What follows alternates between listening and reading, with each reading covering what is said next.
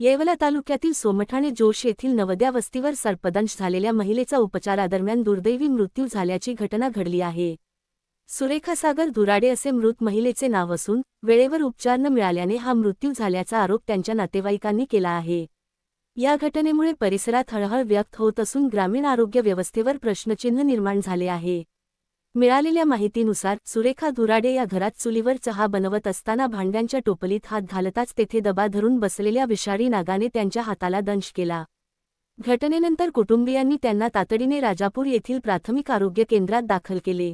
मात्र त्यावेळी प्राथमिक आरोग्य केंद्रात डॉक्टर उपलब्ध नसल्याने उपचारास विलंब झाल्याचा आरोप नातेवाईकांनी केला आहे।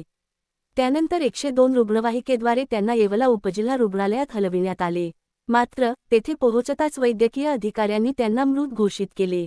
घटनेची माहिती मिळताच येवला तालुका पोलीस ठाण्याचे पोलीस हवालदार ज्ञानेश्वर पल्हाळ आणि पोलीस कॉन्स्टेबल पंकज शिंदे यांनी रुग्णालयात जाऊन पंचनामा केला।